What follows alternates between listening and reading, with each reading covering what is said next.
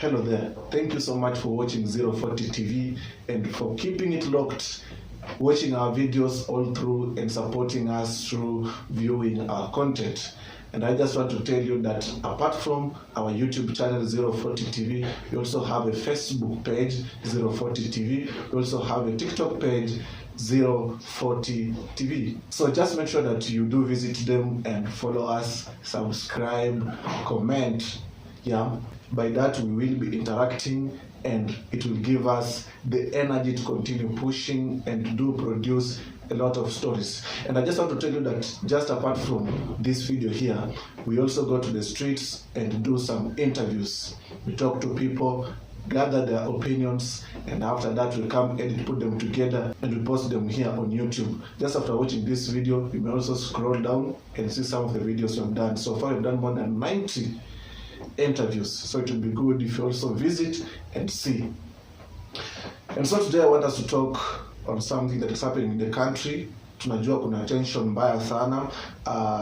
The other week, just the past week, tumekuwa na public participation of which Kenyans were to give their views concerning the impeachment of Deputy President Rigathi Gachagua. So the participation was to be done in one day, but unfortunately, or that one day was not able for people to give their views, and so the parliament decided to add another day. And so Kenyans had 2 days of giving their views concerning the impeachment of Deputy President Bwana Gachagua. So things went the way they went.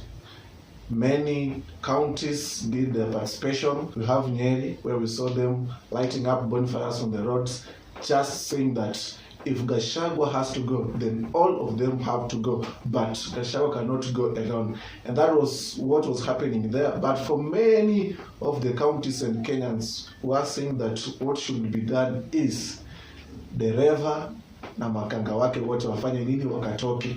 Hatuwezi impeach Gachagua na tuache Ruto. So kama ni kufa makanga, afe dereva pia. And that is what has just been running in the country. Na ukienda social media mambo yamelipuka tu. Kenyans the way wanakuwa very fast in making things. Tayari nyimbo zimeshatolewa, kufa makanga, kufa dereva. On all social media platforms ukienda, the same thing is happening. The same hashtag is trending, and that is Kenyans saying that kufa dereva, kufa matanga. Wameongeza mpaka Turnboy, of which ni Wetangula and Musalia Mudavadi. Wanasemaga hao bora washibe awasumbuangi mtu. And then we have the mechanic whom they say it is Raila Amolo Odinga. They also, they want all of that group to be gone, and so that we can have a new election or a set of new leaders apart from those ones who have been seeing them since tukiwa watoto. They were here before we were there, and they are here and we are here. Yeah, so Kenyans want them out.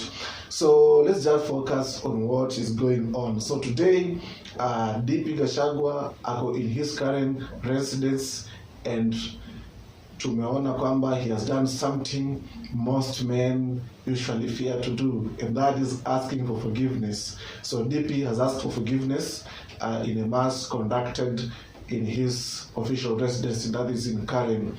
So amesema kwamba if I had wronged anybody while executing my duties, I hereby ask for all of you to forgive me.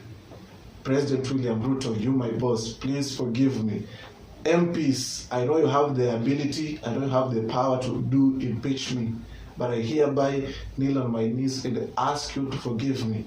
That's what Deputy President Rigathi Gachagua has just said this morning. It was emotional, but Rigathi has finally calmed down, and maybe he has seen his mistakes, or people have just told him now concerning what is going on.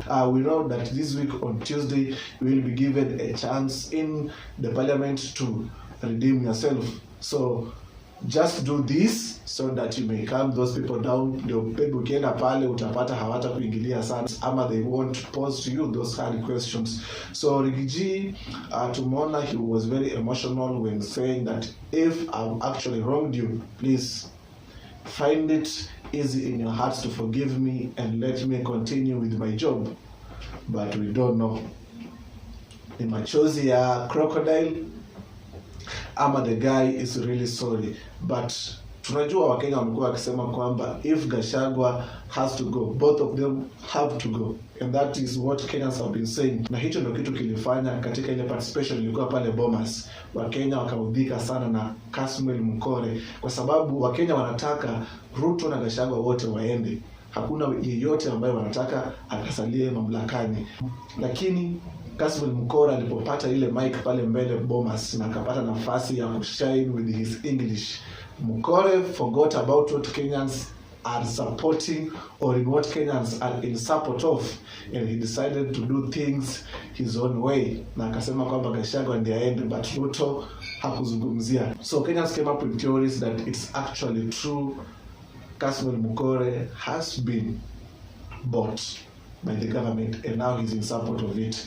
So, but for today, let's just focus on what DP Gachagua has said in Karen. The guy anasema kwamba kama alikosea mtu yote katika kufanya kazi yake, basi wakapata rahisi sana katika mioyo yao kumsamehe. So tumeona kwamba pale Karen pia amekuwa na baadhi ya wabunge ambao wanamsupport yeye as the DP.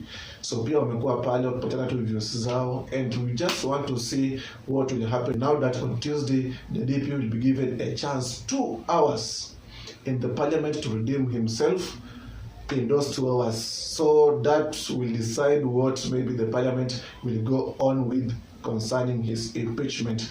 Leo hii Ruto ako hapa Nairobi katika kanisa la AIC ambapo amehudhuria ibada yao na ameguzia tu masuala kadhaa. Swala la kwanza likiwa ni kuhusiana na ile bill ambayo imekuwa ya kuregulate how churches do operate in Kenya, of which tumeona Wakenya wengi haswa those church leaders wakisema kwamba it's there to censor the freedom of worship of Kenyans. So the president has decided to touch on it. Akisema kwamba that is not what they are going for, but what will be done is the church leaders will now have to regulate themselves and regulate their church members, and they regulate everything on their own. So we want to see how that is going to be manifested, remembering that the bill haijatolewa bado, it's still on the stand. So we want to see if the president will keep up with his promise, ama he will keep up with the way he has been doing to all other promises.